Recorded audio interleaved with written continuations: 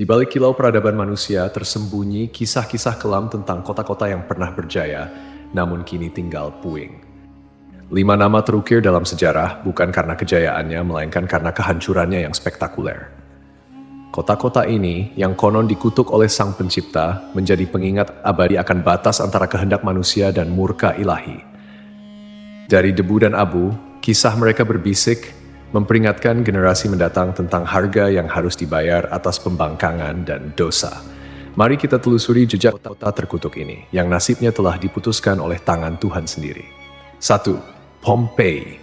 Pompei adalah sebuah kota kuno yang terletak di wilayah Campania, Italia.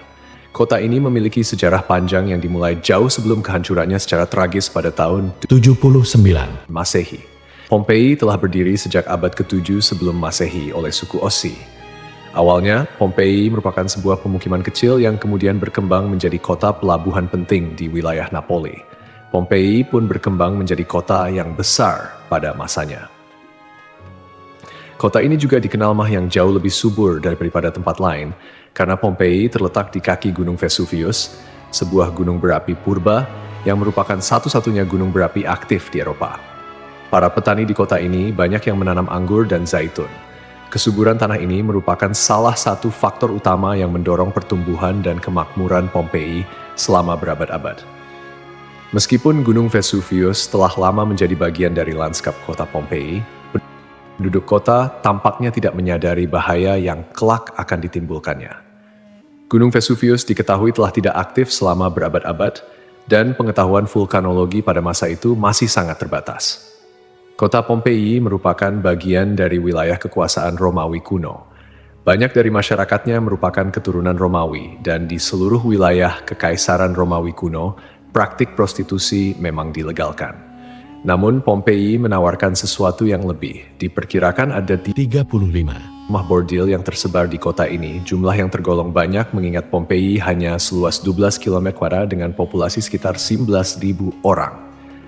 Untuk menuju rumah bordil, jalanan di Pompei diberi petunjuk arah berupa pahatan falus alat kelamin laki-laki, sebuah tanda untuk membantu orang asing yang mungkin mabuk berat atau tidak bisa berbicara bahasa lokal. Praktik prostitusi biasanya dilakukan oleh para budak yang memasang tarif sangat murah. Bahkan tarif di Pompei jauh lebih murah daripada di wilayah Kekaisaran Romawi lainnya. Dengan membayar setara harga seperempat gelas anggur, setiap laki-laki yang datang ke Pompei sudah bisa memesan pelacur. Pada salah satu dinding aula, ditemukan tulisan yang artinya, "Jika Anda mencari pelukan manis di kota ini, semua gadis di sini tersedia." Hubungan seksual yang diwajarkan tidak hanya terjadi antara laki-laki dan perempuan saja. Penemuan grafiti menunjukkan bahwa homoseksual dan pemerkosaan anak juga menjadi hal yang biasa di Pompei. Temuan inilah yang membuat Pompei dijuluki sebagai kota maksiat, terlepas dari arsitekturnya yang megah dan keberagaman karya seninya. Akhirnya, setelah kegiatan maksiat di kota ini semakin parah dan menjadi pemandangan yang lumrah, pada tanggal 24 Agustus 79 Masehi, sekitar tengah hari, terjadilah letusan mahadahsyat dari Gunung Vesuvius. Gunung ini mengeluarkan kolom erupsi yang luas dan tinggi hingga mencapai ketinggian 33 km. Abu vulkanik dan batu apung mulai berjatuhan di Pompei dan di daerah sekitarnya. Tebalnya erupsi menyebabkan kegelapan di siang hari dan membuat orang-orang kesulitan untuk bernapas, sehingga penduduk Pompei banyak yang tidak sanggup melarikan diri. Kemudian pada malam hari, letusan mencapai puncaknya. Serangkaian awan panas yang mematikan mulai menyapu kota dengan kecepatan tinggi dan membunuh siapapun di kota tersebut. Meskipun sulit untuk memastikan jumlah korban jiwa yang tepat, diperkirakan ada sekitar 2.000 orang yang tewas di kota Pompei, meskipun banyak juga yang berhasil melarikan diri pada tahap awal erupsi. Namun, mereka yang tak tinggal atau terlambat melarikan diri menghadapi nasib yang sangat mengerikan. Kota maksiat ini hancur lebur bersama 500 tahun. Setelah sekian lama, Pompei ditemukan kembali pada abad ke-18 dan penggalian yang dilakukan mengungkapkan banyak artefak serta mumi-mumi yang terkubur di bawah abu vulkanik. Pompei kini menjadi simbol peringatan akan bahaya dari keangkuhan dan dosa manusia.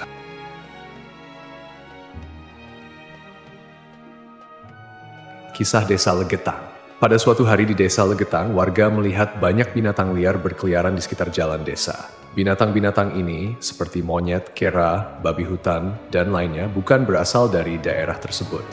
Setelah diselidiki, ternyata hewan-hewan ini berasal dari Gunung Pengamun-Amun, yang berada agak jauh dari desa Legetang.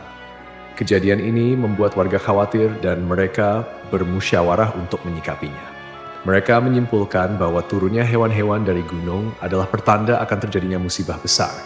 Kepercayaan lokal yang menyatakan bahwa hewan bisa merasakan bencana sebelum terjadi mendorong warga desa Legetang untuk bertindak cepat. Mereka memutuskan untuk kerja bakti membuat parit di lembah Gunung Pengamun-Amun sebagai upaya antisipasi bencana, khususnya longsor. Desa Legetang terletak di dataran tinggi Dieng, Kecamatan Batur, Kabupaten Banjarnegara, Jawa Tengah.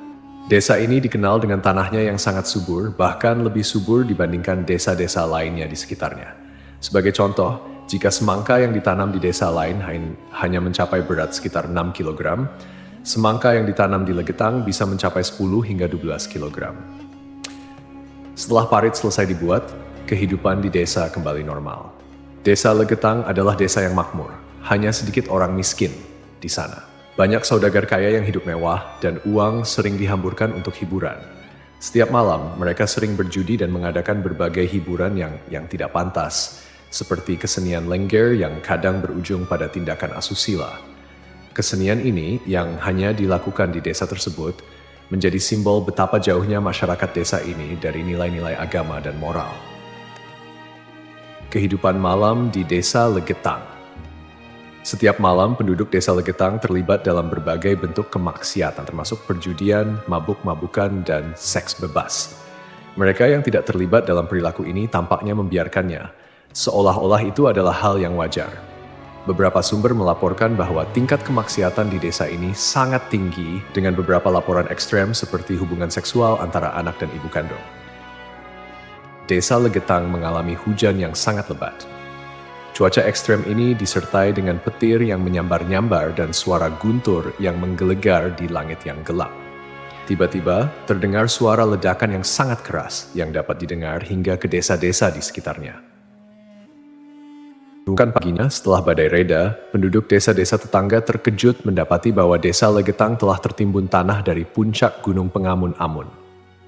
Bencana ini menyebabkan sekitar 332 penduduk asli dan 19 orang dari desa lain meninggal dunia.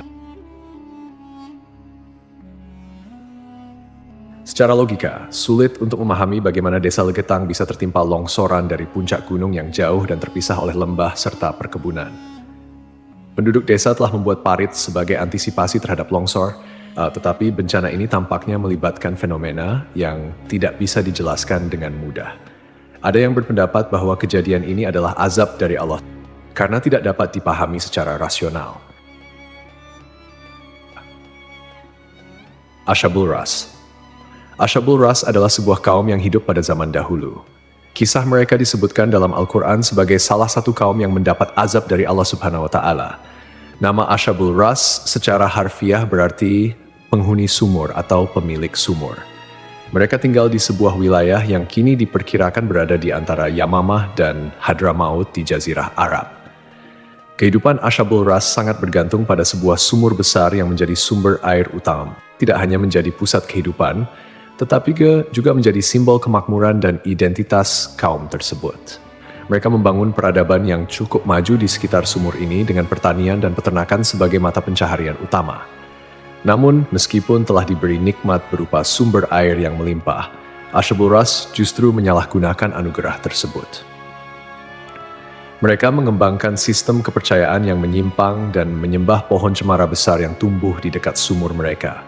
Pohon ini dianggap suci dan dijadikan objek penyembahan, menggantikan Allah Subhanahu wa Ta'ala sebagai Tuhan yang seharusnya disembah. Kemusyrikan Ashabul Ras tidak berhenti pada penyembahan pohon saja. Mereka juga mengembangkan praktik-praktik yang bertentangan dengan ajaran Tauhid, seperti membuat patung-patung yang merepresentasikan dewa-dewa mereka, kemudian melakukan ritual dan persembahan kepada pohon cemara, serta menolak ajaran-ajaran monoteisme yang dibawa oleh para nabi dan rasul. Allah Subhanahu wa Ta'ala dalam rahmatnya yang tak terbatas tidak langsung menghukum Ashabul Ras. Sebaliknya, Allah Subhanahu wa Ta'ala mengutus seorang nabi kepada mereka untuk membimbing dan mengingatkan mereka akan jalan yang benar. Nabi yang diutus ini, menurut beberapa riwayat, adalah Nabi Syuaib, meskipun ada juga yang berpendapat bahwa ia adalah nabi yang lain yang namanya tidak disebutkan dalam Al-Quran. Nabi yang diutus kepada Ashabul Ras berusaha dengan gigih untuk mengajak kaumnya kembali ke jalan yang lurus. Ia menyampaikan risalah tauhid, mengajak mereka untuk hanya menyembah Allah Subhanahu wa Ta'ala dan meninggalkan penyembahan terhadap pohon dan berhala. Nabi ini mengingatkan mereka akan nikmat-nikmat Allah Subhanahu wa Ta'ala yang telah diberikan, termasuk sumur yang menjadi berkah dalam kehidupan mereka. Namun, meski telah diingatkan, mereka tetap keras kepala dalam kekufuran dan kemusyrikan, bahkan mulai mengancam dan memusuhi Nabi yang diutus kepada mereka. Penolakan ini berlangsung dalam waktu yang cukup lama, menunjukkan kesabaran Allah Subhanahu wa Ta'ala dalam memberi kesempatan kepada hamba-hambanya untuk bertaubat.